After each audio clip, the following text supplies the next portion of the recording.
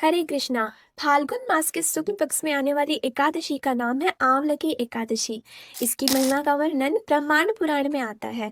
जैसा कि इसके नाम से ही हमें पता चलता है, आंवलकी यानी आंवला। कहते हैं कि भगवान श्री विष्णु ने आंवले को आदि वृक्ष के रूप में प्रतिष्ठित किया, इसलिए इस एकादशी के दिन आंवले के वृक्ष की पूजा करने का भी विशेष महत्व है। इस एकादशी से जुड़ी कथा कुछ इस प्रकार है। एक बार राजा मानधाता वशिष्ठ मुनि से बोले, हे महान संत, मुझ पर कृपा करें और किसी ऐसे व्रत की कथा बोले जिससे मेरा कल्याण हो जाए। इस पर वशिष्ठ मुनि ने उत्तर दिया, हे राजन, मैं एक ऐसे व्रत का वर्णन कर रहा हूँ जो समस्त व्रतों में सबसे श्रेष्ठ और मोक्ष देने वाला है। सभी प्रकार के पापों को नष्ट करने वाला इस व्रत का फल 1000 गौदान के फल के बराबर है। अब मैं आपसे एक पौराणिक कथा कहता हूँ, जिसे आप ध्यान पूर्वक सुने। एक बार एक राज्य था जिसका नाम हुआ वैदिश। राज्य के सभी रहवासी हर क्षेत्र में संपन्न थे और आनंद पूर्वक एक दूसरे के साथ रह रहे थे। राज्य में सदैव वेद ध्वनि गूंजती।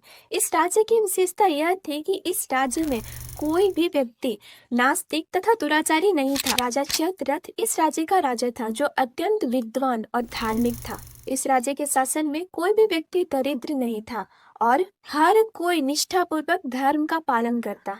राज्य के सभी नगरवासी भगवान विष्णु के भक्त थे और अपना हर कार्य उनकी सेवा में ही करते।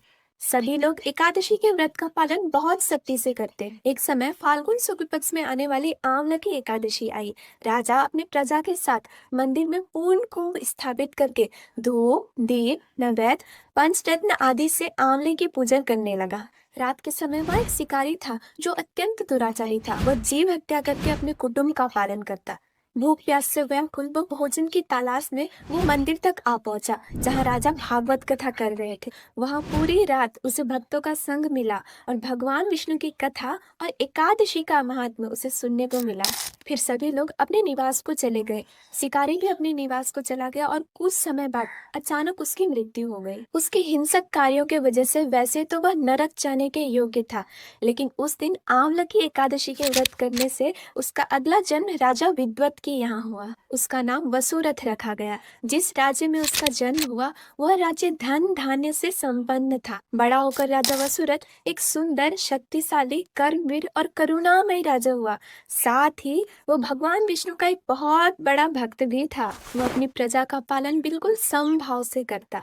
एक दिन राजा शिकार करने के लिए वन में गया। वहां वो रास्ता भटक गया और एक वृक्ष के नीचे सो गया। कुछ समय बाद वहां कुछ डाकू आए और राजा को अकेला देख उसे मारने को दौड़े। वो डाकू कहने लगे कि इस राजा ने हमारे माता पिता, हमारे परिजनों का वध किया है और हमें अपने राज्य से भी निकाल दिया, तो हम इसे मारकर अपने अपमान का बदला ले सकते हैं। उसी समय राजा के शरीर से एक दिव्य देवी प्रकट हुई और देखते ही देखते उसने सभी डाकुओं का वध कर दिया।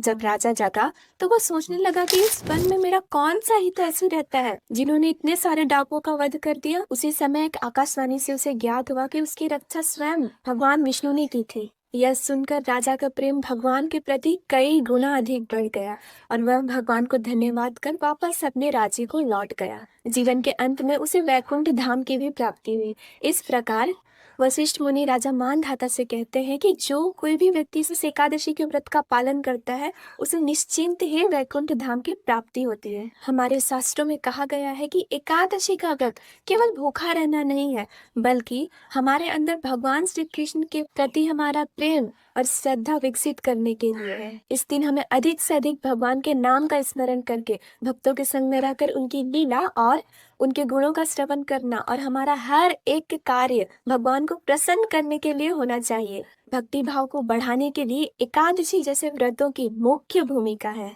इसलिए हमें हर एक एकादशी का पालन पूर्ण निष्ठा पूर्वक करना चाहिए। धन्यवाद। हरे कृष्ण।